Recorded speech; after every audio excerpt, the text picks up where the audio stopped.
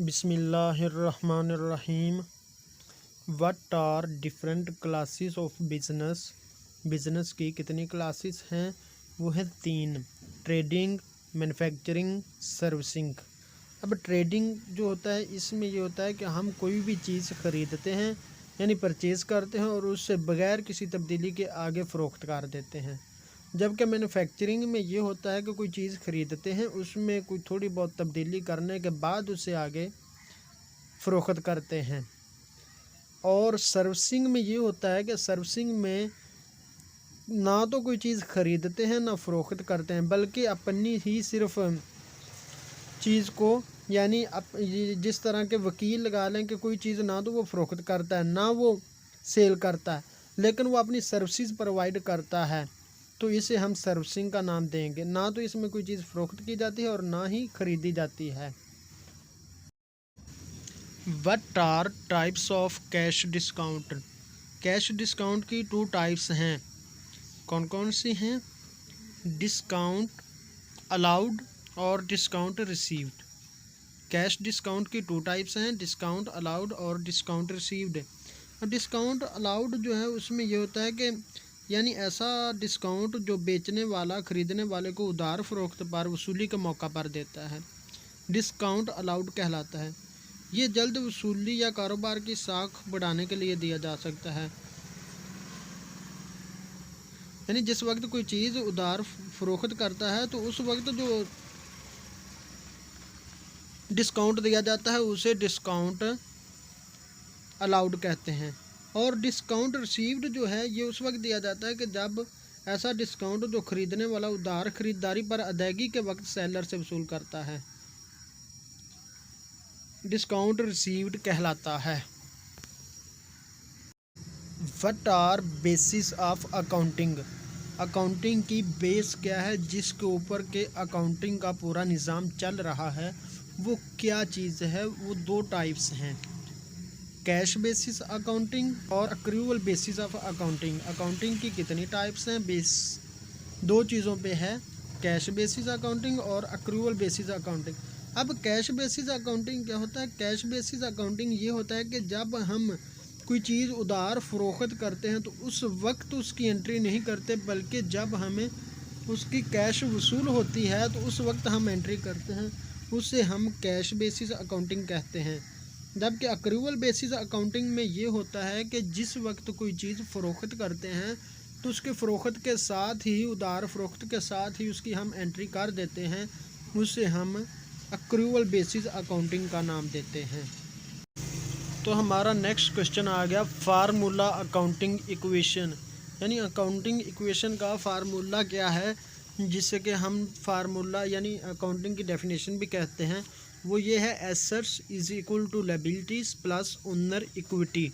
यानी एसेट्स हमारे कितने हैं और लायबिलिटीज़ और ओनर्स इक्विटी कितनी है, ये हमारी अकाउंटिंग की सादा लफ्ज़ों में डेफिनेशन है।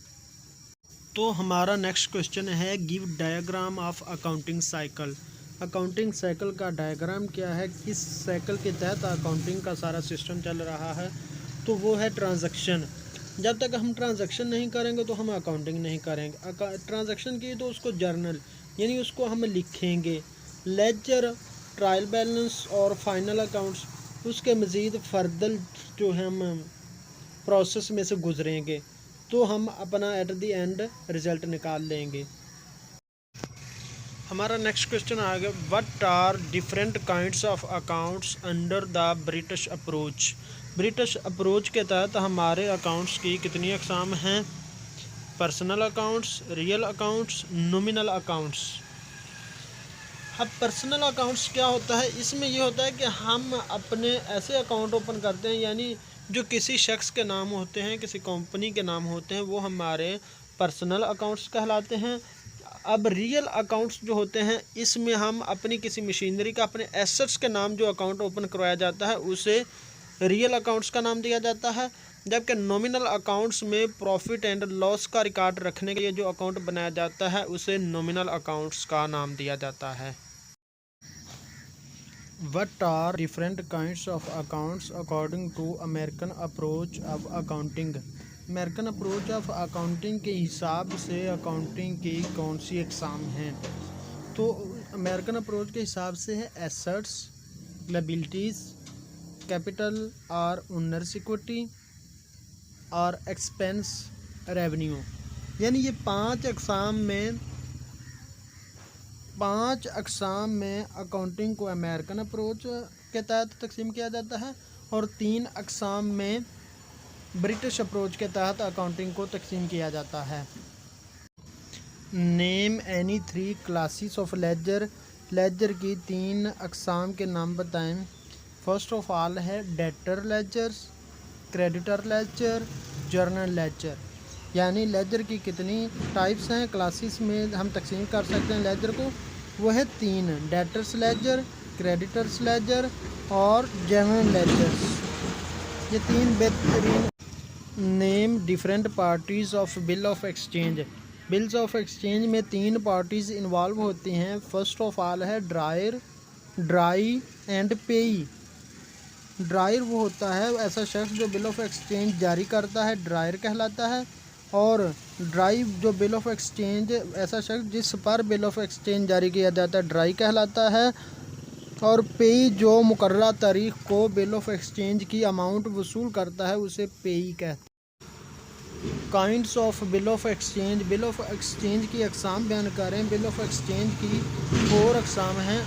Accommodation bill, inland bill, clean bill and trade bill. Accommodation bill, inland bill, clean bill और ट्रेड बिल, ये बिल ऑफ एक्सचेंज की वेरियस अक़साम हैं। Name different parties of promissory note. Promissory note में कौन कौन सी पार्टीज़ इन्वॉल्व होती हैं? 2 parties involve होती हैं, मेकर एंड पेई। मेकर एंड पेई 2 पार्टीज़ प्रॉमिसरी नोट में इन्वॉल्व होती हैं। यानी ऐसा शख्स जो तहरीरी वादा के तहत अदायगी करने का वादा करता है, वो मेकर कहलाता है। Name different classes of errors. Errors की मुख्तलिफ क्लासेस कौन कौन सी हो सकती हैं? एरर्स की 2 क्लासेस हैं, book keeping errors and trial balance errors. Book keeping errors ये होता है कि ऐसी गलतियाँ जो असल एंट्री की किताबों यानी जर्नल या लेजर में हम कर जाते हैं, उन्हें बुक कीपिंग एरर्स कहा जाता है। यानी ऐसी गलतियाँ जो हम जर्नल में एंट्री करते वक्त करें या लेजर में एंट्री को पोस्ट करते वक्त करें, वो बुक कीपिंग एरर्स कहलाती हैं। जबकि इसके opposite trial balance errors. Trial balance errors ये गलतियाँ होती हैं जो कि जबकि ट्रायल बैलेंस ऐसी गलतियाँ जो ट्रायल बैलेंस के बनाने में की जाती हैं, ट्रायल बैलेंस की गलतियाँ कहलाती हैं। किसी बैलेंस का ट्रायल बैलेंस के गलत कॉलम में दर्ज करना या ट्रायल बैलेंस को गलत जमा करना इस किस्म की गलतियों की मिसालें हैं। यानी एक ही अकाउंट में गलत पोस्टिंग कर देना या मुकम्मल भूल चूक की वजह से कोई एंट्री गलत कर देना या किसी उसूल की वजह से गलती कर बैठना या एक दूसरे का असर ख़त्म करने वाली गलतियाँ। इस किस्म की मुख्तलिफ गलतियाँ जो हैं वो ट्रायल बैलेंस में होती रहती हैं, जिन्हें हम ट्रायल बैलेंस की गलतियाँ कहते हैं। यानी पार्शल ओमिशन की वजह से होगी या posting to wrong side of ledger की किसी पोस्टिंग को गलत करने की वजह से कोई गलती होगी, इन्हें हम ट्रायल